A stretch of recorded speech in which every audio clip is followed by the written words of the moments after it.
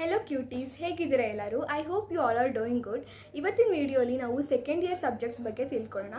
Second ಇಯರಲ್ಲಿ ಯಾವ್ಯಾವ subjects ಇರುತ್ತೆ, ಅದಕ್ಕೆ ಯಾವುದು ಬೆಸ್ಟ್ ಯೂಟ್ಯೂಬ್ ಚಾನಲ್ಸ್ ಇರುತ್ತೆ, ಹಾಗೆ ಯಾವ ರೀತಿ ಅಪ್ರೋಚ್ ಮಾಡಬೇಕು, ಇದೆಲ್ಲನೂ ಒಂದೇ ವಿಡಿಯೋಲಿ ಕವರ್ ಮಾಡ್ತೀನಿ.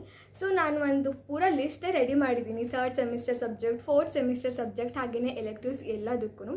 ಸೊ ಇವಾಗ ನಾನು ಮೆನ್ಷನ್ ಮಾಡೋ ಸಬ್ಜೆಕ್ಟ್ಸು ಮೋರ್ ಆರ್ ಲೆಸ್ ನಿಮಗೂ ಅದೇ ಇರುತ್ತೆ. 80% ಆಫ್ ದ ಸಬ್ಜೆಕ್ಟ್ಸ್ ನಾನು ಏನು ಹೇಳ್ತೀನಿ ನಿಮಗೂ ಅದೇ ಇರುತ್ತೆ. ಒಂದೆರಡು ಎಕ್ಸ್ಟ್ರಾ ಆ್ಯಡ್ ಆಗಿರ್ಬೋದು ಅಥವಾ ಒಂದೆರಡು ಇಲ್ಲದೆ ಇರ್ಬೋದು, ಅಷ್ಟೇ ಇರುತ್ತೆ ಡಿಫ್ರೆನ್ಸ್. ಓಕೆನಾ? ಸೊ ಫಸ್ಟ್ ಇವಾಗ ನಾನು ಥರ್ಡ್ ಸೆಮ್ ಅಂತ ಹೇಳ್ತೀನಿ. ಓಕೆನಾ? ಥರ್ಡ್ ಸೆಮ್ ಅಂತ ಹೇಳ್ಬಿಟ್ಟು ನಿಮಗೆ ಕೆಲವೊಂದು ಸಬ್ಜೆಕ್ಟ್ಸ್ನ ಹೇಳ್ತೀನಿ. ಬಟ್ ಜಸ್ಟ್ ಇನ್ ಕೇಸ್ ನಿಮ್ಮ ಕಾಲೇಜಲ್ಲಿ ಅದು ಥರ್ಡ್ ಸೆಮ್ಗೆ ಇಲ್ಲದೆ ಇರ್ಬೋದು, ಅದು ಫೋರ್ತ್ ಸೆಮಿಸ್ಟರಿಗೆ ಬರುತ್ತೆ, ಅಷ್ಟೇ difference. And fourth semester subjects ಅಂತ ಹೇಳ್ಬಿಟ್ಟು ನಾನು ಯಾವಾಗ ಸಬ್ಜೆಕ್ಟ್ಸ್ ನೇಮ್ನ ಮೆನ್ಷನ್ ಮಾಡ್ತೀನಿ ಅದು ನಿಮಗೆ ಈ ಸಲನೇ ಕೊಡ್ಬೋದು ಥರ್ಡ್ ಸೆಮ್ಗೆ. ಓಕೆನಾ? ಸೊ ಇದು ಕನ್ಫ್ಯೂಸ್ ಆಗಬೇಡಿ. ಥರ್ಡ್ ಸೆಮ್ ಅಂದರೆ ಇದೇ ಬರುತ್ತೆ, ಫೋರ್ತ್ ಸೆಮ್ ಅಂದರೆ ಇದೇ ಬರುತ್ತೆ, ಇಲ್ಲ. ಹೋಲ್ ಸೆಕೆಂಡ್ ಇಯರಲ್ಲಿ ಥರ್ಡ್ ಸೆಮ್ ಮತ್ತು ಫೋರ್ತ್ ಸೆಮ್ ಎರಡು ಸೇರಿಸಿ ಯಾವ್ಯಾವ ಸಬ್ಜೆಕ್ಟ್ ಇರುತ್ತೆ ಅಂತ ಹೇಳ್ತೀನಿ. ಸೊ ದಟ್ ನಿಮಗೆ ಓವರ್ ಆಲ್ ಸೆಕೆಂಡ್ ಇಯರ್ ಅಂದರೆ ಥರ್ಡ್ ಸೆಮ್ ಮತ್ತು ಫೋರ್ತ್ ಸೆಮ್ ಎರಡರ ಬಗ್ಗೆನೂ ಒಂದು ಐಡಿಯಾ ಬರುತ್ತೆ. ಓಕೆನಾ? ಆ್ಯಂಡ್ ಈ ಸಬ್ಜೆಕ್ಟ್ಸು ನಾನು ಏನು ಹೇಳ್ತಿದ್ದೀನಿ ಇದು specially for CSE department, computer science engineering ಅವ್ರಿಗೆ ಮಾತ್ರನೇ ಇದಿರೋದು ಈ ವಿಡಿಯೋ. ಓಕೆನಾ? And next coming to fourth semester subject, again your favourite subject mathematics. So applied DMS and graph theory. So ಇದಕ್ಕೆ ನೀವು ಯಾವ ಯೂಟ್ಯೂಬ್ ಚಾನಲ್ಸ್ನ ನೋಡ್ಬೋದು ಅಂತಂದರೆ doctor Gajendra Purohit and knowledge gate by Sanchit sir and my math. So personally ನಾನು ನೋಡಿದ್ದು my math ಅಂತ ಅಂದ್ಬಿಟ್ಟು, ಅಪ್ಪ ಶಿ ಈಸ್ ದ ಸೇವಿಯರ್. ನಿಜವಾಗ್ಲೂ ಹ್ಯಾಟ್ಸ್ ಆಫ್ ಅವರಿಗೆ, ತುಂಬ ಚೆನ್ನಾಗಿ ಎಕ್ಸ್ಪ್ಲೇನ್ ಮಾಡಿದರು ಕಾನ್ಸೆಪ್ಟ್ ಎಲ್ಲ. ಸೊ ಇದಷ್ಟೇ ಅಂತಲ್ಲ, ಇನ್ನೂ ಎಷ್ಟೊಂದು ಚಾನಲ್ಗಳಿದ್ದಾವೆ. ನಿಮ್ಗೆ ಯಾವುದ್ರಲ್ಲಿ ಅರ್ಥ ಆಗುತ್ತೋ ನೀವು ಅದ್ರಲ್ಲಿ ನೋಡಿ. ಆ್ಯಂಡ್ ನೆಕ್ಸ್ಟ್ ಒನ್ ಬಂದುಬಿಟ್ಟು software engineering and project management, SCPM, pure theory. ಇಲ್ಲಿ ಮಾರ್ಕ್ಸ್ ಬರುತ್ತೆ by the length of your answer, by the quality of your answer. ಎಷ್ಟು ಚೆನ್ನಾಗಿ ಸ್ಟೋರಿ ಟೆಲ್ಲಿಂಗ್ ಮಾಡ್ತೀರಾ ನೀವು, ಅದ್ರ ಬೇಸ್ ಮೇಲೆ ಮಾರ್ಕ್ಸ್ ಸಿಗ್ತಾ ಹೋಗುತ್ತೆ. Pure theory subject. ಏನು ಅಂದರೆ ಫಸ್ಟ್ ಡೇಯಿಂದನೂ ಪ್ರಿಪೇರ್ ಆಗಬೇಕಂತ ಏನಿಲ್ಲ. ಮೇನ್ ಪಾಯಿಂಟ್ಸ್ ನೆನ್ಪಿಟ್ಕೊಳ್ಳಿ, ಒಳಗಡೆ ಇರೋ ಎಕ್ಸ್ಪ್ಲನೇಷನ್ ನೀವು ಓನಾಗಿ ಬರ್ಕೊಳ್ಳಿ ಅಷ್ಟೇ. ಇದು ಈಸಿ ಸಬ್ಜೆಕ್ಟ್ ಆ್ಯಕ್ಚುಲಿ. ಇಲ್ಲಿ ಸ್ಕೋರ್ ಮಾಡೋದು important, SCPM. And next one ಬಂದು design and analysis of algorithm, again important subject for placement also. ಇದಕ್ಕೆ ನಾನು ಇದೇ ಯೂಟ್ಯೂಬ್ ಚಾನಲ್ ಅಂತ ಸಜೆಸ್ಟ್ ಮಾಡಲ್ಲ. ನೀವು ಜಸ್ಟ್ ಟಾಪಿಕ್ನ ಸರ್ಚ್ ಮಾಡಿ, ಎಷ್ಟೊಂದು ವೀಡಿಯೋಸ್ ಸಿಗುತ್ತೆ, ಅದರಲ್ಲಿ ಯಾವುದು ಓಕೆ ಅನಿಸುತ್ತೆ ಅದನ್ನು ನೋಡಿ.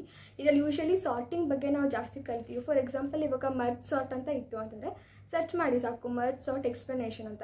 ಎಷ್ಟೊಂದು ವೀಡಿಯೋಸ್ ನಿಮಗೆ ಸಿಗುತ್ತೆ. ನಿಮ್ಗೆ ಯಾವ್ದು ನೋಡಬೇಕಂತ ಅನಿಸುತ್ತೆ ನೀವು ಅದನ್ನು ನೋಡಿ. ಓಕೆನಾ? ಆ್ಯಂಡ್ ನೆಕ್ಸ್ಟ್ ಒಂದು ಬಂದುಬಿಟ್ಟು database management system, again one of the most important subject for your placement, DBMS. So ಇದು ಒಂಥರ ಥಿಯರಿನೂ ಇದೆ, ಕೆಲವೊಂದು ಕಡೆ ಕೋಡಿಂಗ್ ಪಾರ್ಟು ಇರುತ್ತೆ. ಲೈಕ್ SQL, MongoDB ಇದೆಲ್ಲ ಬಂದಾಗ SQL ಮತ್ತು MongoDB ಇದನ್ನು ಚೆನ್ನಾಗಿ ಕಲ್ತ್ಕೊಳ್ಳಿ. ಅದನ್ನು ನೀವು ರೆಸ್ಯೂಮೇಲಿ ಹಾಕೊಬೋದು ಅಟ್ ದ ಎಂಡ್. ಸೊ ಹಾಗಾಗಿ ಇದು ಕೂಡ ಇಂಪಾರ್ಟೆಂಟ್ ಸಬ್ಜೆಕ್ಟ್ ಆಗಿರುತ್ತೆ. ಸೊ SQLಗೆ you can follow Apna college. And in general database management system complete ಸಬ್ಜೆಕ್ಟ್ಗೆ ನೀವು ಗೇಟ್ ಸ್ಮ್ಯಾಶರ್ಸ್ನ ನೀವು ರೆಫರ್ ಮಾಡ್ಬೋದು. ಆ್ಯಂಡ್ ನೆಕ್ಸ್ಟ್ ಒನ್ ಬಂದುಬಿಟ್ಟು biology for engineers. So shock ಆಗಬೇಡಿ, ಏನಪ್ಪ ಇಂಜಿನಿಯರಿಂಗಲ್ಲೂ ಬಯಾಲಜಿ ಬಂದಿದೆ ಅಂತ. ಯಾರ್ಯಾರು CS ಬ್ಯಾಕ್ಗ್ರೌಂಡಿಂದ ಬಂದಿದ್ರೆ ನಿಮಗೆ ಸ್ವಲ್ಪ ವರ್ಡ್ಸ್ ಕಷ್ಟ ಅಂತ ಅನಿಸ್ಬೋದು, ಬಿಕಾಸ್ ನೀವು ಬಯಾಲಜಿ ಲಾಸ್ಟ್ ಟೈಮ್ 10th ಓದಿದ್ರಿ ಅನಿಸುತ್ತೆ, ಮತ್ತು ಇವಾಗ ವಾಪಸ್ ಬಂದಿದೆ ಅಲ್ವಾ. ಸೊ ಬಟ್ ಅದೇ ಅಷ್ಟೊಂದು ಫುಲ್ ಅಡ್ವಾನ್ಸ್ಡ್ ಲೆವೆಲ್ ಏನಿರಲ್ಲ, ಬೇಸಿಕ್ ಇರುತ್ತೆ, ನಿಮ್ಗೆ ಅರ್ಥ ಆಗುತ್ತೆ. ಇವಾಗ ಸೆಲ್ ಅಂದರೆ ಏನು, ಈ ಥರನೇ ಇರುತ್ತೆ ಬೇಸಿಕ್ ಬಯಾಲಜಿ. ತುಂಬ ಈಸಿ ಸಬ್ಜೆಕ್ಟ್. 1 or 2 ಕ್ರೆಡಿಟ್ಸ್ ಇಟ್ಟಿರ್ತಾರೆ. ಇದೂ ಅಷ್ಟೇ, 1 day ಬಿಫೋರ್ ದ ಎಕ್ಸಾಮ್ ಹೋದರೆ ಸಾಕು ಪಾಸ್ ಆಗೋಕ್ಕೆ. And next one EVS again. So EVS ನೋಡಿ, ಥರ್ಡ್ ಸೆಮ್ಮಲ್ಲಿ ಇತ್ತು ಅಂತಂದರೆ ಫೋರ್ತ್ ಸೆಮ್ಮಿಗೆ ಬರೋಲ್ಲ, ಇಲ್ಲ ಥರ್ಡ್ ಸೆಮ್ಮಲ್ಲಿ ಬಂದಿಲ್ಲ ಅಂತಂದರೆ ಫೋರ್ತ್ ಸೆಮ್ಮಿಗೆ ಬರುತ್ತೆ. EVS ನನಗೆ ಗೊತ್ತಲ್ಲ, ಅದೇನು 1 day ಬಿಫೋರ್ ದ ಎಕ್ಸಾಮ್ ಹೋದರೂ ಪಾಸ್ ಆಗ್ತೀರಾ. ಆ್ಯಂಡ್ ಅಗೇನ್ ಪ್ಲೇಸ್ಮೆಂಟ್ ಟ್ರೈನಿಂಗ್ ಹೇಳಿದ್ನಲ್ಲ, ಅದೇ ಕಮ್ಯುನಿಕೇಷನ್ ಸ್ಕಿಲ್ಸ್ ಬಗ್ಗೆ.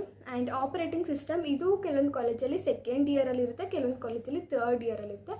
ನಾವು ಪರ್ಸ್ನಲಿ ಸೆಕೆಂಡ್ ಇಯರಲ್ಲಿ ಓದಿಲ್ಲ ಈ ಸಬ್ಜೆಕ್ಟ್ ಆಪರೇಟಿಂಗ್ ಸಿಸ್ಟಮ್ಸ್ನ. ಬಟ್ ಸ್ಟಿಲ್ ನೀವು ಯಾವ ಯೂಟ್ಯೂಬ್ ಚಾನಲ್ ನೋಡ್ಬೋದಪ್ಪ ಅಂತಂದರೆ ಗೇಟ್ ಸ್ಮ್ಯಾಶರ್ಸ್, ಹಾಗೆಯೇ knowledge gate by Sanchit sir, ನೀವು ಇದನ್ನು ನೋಡ್ಬೋದು. And universal human values, UHV. ಇದಂತೂ ತುಂಬ ಸಿಂಪಲ್. ಇದು ಪ್ಯೂರ್ ಜನರಲ್ ನಾಲೆಡ್ಜ್ ಸಬ್ಜೆಕ್ಟ್. ಇದರಲ್ಲಿ ಏನು ಓದಬೇಕನ್ನೋ ನೆಸೆಸಿಟಿನೇ ಇರೋಲ್ಲ. ಕ್ವಶನ್ ನೋಡಿದ್ರೆ ಸಾಕು, ಅಲ್ಲಿ ಫೋರ್ ಆಪ್ಷನ್ಸ್ ನೋಡಿದ್ರೆ ಗೊತ್ತಾಗುತ್ತೆ ಯಾವ್ದು ಆನ್ಸರ್ ಅಂತ. ತುಂಬ ಈಸಿ ಸಬ್ಜೆಕ್ಟ್, ಇದಕ್ಕೆ ತಲೆ ಕೆಡಿಸ್ಕೊಬೇಡಿ. Usually 0 credit or 1 credit may be. And ಅದು ಬಿಟ್ಟು ಥರ್ಡ್ ಸೆಮಿಸ್ಟರಲ್ಲಿ ಮತ್ತು ಫೋರ್ತ್ ಸೆಮಿಸ್ಟರಲ್ಲಿ ಈ ಸಬ್ಜೆಕ್ಟ್ಸ್ ಜೊತೆಗೆ ಎಲೆಕ್ಟಿವ್ಸ್ ಇರುತ್ತೆ ನಿಮಗೆ. ಅಂದರೆ ನೀವೇ ಚೂಸ್ ಮಾಡಿರ್ತೀರಲ್ಲ, ಸೊ ಎಲೆಕ್ಟಿವ್ಸ್ ವೇರಿ ಆಗುತ್ತೆ ಕಾಲೇಜಿಂದ ಕಾಲೇಜ್ಗೆ. ಕೆಲವೊಂದು ಕಾಲೇಜಲ್ಲಿ ಸರ್ಟೈನ್ ಎಲೆಕ್ಟಿವ್ಸ್ ಕೊಟ್ಟಿರ್ತಾರೆ, ಅದು ಡಿಫ್ರೆಂಟ್ ಇರ್ಬೋದು ಇನ್ನೊಂದು ಕಾಲೇಜಿಂದ. ಅದು ನಿಮ್ಗೆ ಯಾವ ಎಲೆಕ್ಟಿವ್ ಬೇಕು ಅನಿಸುತ್ತೆ ನೀವು ಅದನ್ನು ಸೆಲೆಕ್ಟ್ ಮಾಡಿ, ಓಕೆನಾ. ನಾನು ಜಸ್ಟ್ ಕೆಲವೊಂದು ಸಬ್ಜೆಕ್ಟ್ಸ್ ನೇಮ್ ಹೇಳ್ತೀನಿ, ಮೋಸ್ಟ್ಲಿ ನಿಮ್ಮ ಕಾಲೇಜಲ್ಲಿ ಇದೇ ಇಟ್ಟಿರ್ಬೋದು ಅಥವಾ ಬೇರೆದಾದರೂ ಇಟ್ಟಿರ್ಬೋದು. ಜಸ್ಟ್ ನಿಮ್ಗೊಂದು ಐಡಿಯಾ ಬರಲಿ ಅಂತ ಹೇಳ್ತಿದ್ದೀನಿ. Image processing, UI UX, software technologies, Unix, embedded system, data visualization with Python, mobile application development, version control with Git, MATLAB, and what else, computer graphics and visualization ಹೇಳಿದೆ ಅನಿಸುತ್ತೆ, and data visualisation with Python. ತುಂಬ subjects ಇದ್ದಾವೆ ಎಲೆಕ್ಟಿವ್ಸಲ್ಲಿ. So ಒಂದು tip ಏನಪ್ಪ elective choose ಮಾಡೋಕ್ಕೂ ಮುಂಚೆ ಅಂತಂದರೆ, ಇವಾಗ ಆಲ್ರೆಡಿ 1 ಇಯರ್ ಹೋಗಿದ್ದೀರ ಕಾಲೇಜ್ಗೆ, ಇವಾಗ ಆ್ಯಕ್ಚುಯಲ್ ಬ್ರಾಂಚ್ ಎಂಟ್ರಿ ಆಗಿದ್ದೀರಾ. ಸೊ ನಿಮ್ಗೆ ಏನು ಅನಿಸುತ್ತೆ, ನೀವು ಕಾಲೇಜಲ್ಲಿ ಏನಾದರೂ ನಿಜವಾಗ್ಲೂ ಕಲಿತಿದ್ದೀರಾ ಅಂತ ಅನಿಸುತ್ತಾ? ನಿಜವಾಗ್ಲೂ ಏನಾದರೂ ಅರ್ಥ ಆಗ್ತಿದೆ ಟೀಚರ್ಸ್ ಮಾಡೋದು, ನಾನು ನಿಜವಾಗ್ಲೂ ಏನಾದರೂ ಕಲಿತಿದ್ದೀನಿ ಅಂತಂದರೆ ನೀವು ಯಾವ ಥರ ಎಲೆಕ್ಟಿವ್ನ ಚೂಸ್ ಮಾಡಬೇಕಂತಂದರೆ ಅದು ನಿಮ್ಮ ಫ್ಯೂಚರ್ಗೂ ಹೆಲ್ಪ್ ಆಗಬೇಕಂದ್ರೆ ಪ್ಲೇಸ್ಮೆಂಟ್ಗಾದರೂ ಹೆಲ್ಪ್ ಆಗಬೇಕು, ಅಥವಾ ನಿಮಗೆ ಜೆನ್ಯೂನ್ ಇಂಟ್ರೆಸ್ಟ್ ಇರಬೇಕು ಆ ಎಲೆಕ್ಟಿವ್ನ ಕಲಿಯೋದಕ್ಕೆ. ಆ ಥರ ಎಲೆಕ್ಟಿವ್ನ ಚೂಸ್ ಮಾಡಿ.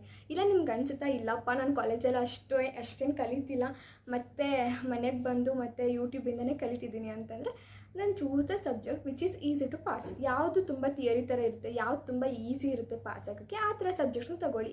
ಹೇಗಿದ್ದರೂ ಆಲ್ರೆಡಿ ಇಷ್ಟೊಂದು ಕೋರ್ ಸಬ್ಜೆಕ್ಟ್ಸ್, ಮೈನ್ ಸಬ್ಜೆಕ್ಟ್ಗಳಿದೆ, ಇದ್ರ ಜೊತೆಗೆ ತಾನೇ ಎಲೆಕ್ಟಿವ್ಸ್ ಇರೋದು.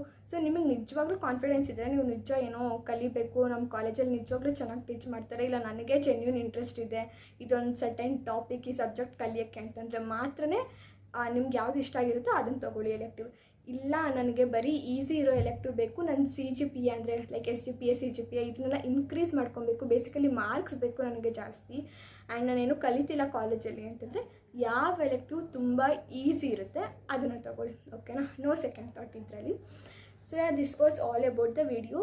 I hope it was helpful. And ಇನ್ನೂ ಏನಾದರೂ ಡೌಟ್ಸ್ ಇದ್ದರೆ ನನಗೆ ಕಮೆಂಟ್ ಸೆಕ್ಷನಲ್ಲಿ ಕೇಳಿ, ಆ್ಯಂಡ್ ನೆಕ್ಸ್ಟ್ ವಿಡಿಯೋ ಯಾವ್ದು ಬೇಕು ಅಂತಲೂ ಮೆನ್ಷನ್ ಮಾಡಿ. I will definitely do it. And thanks for watching.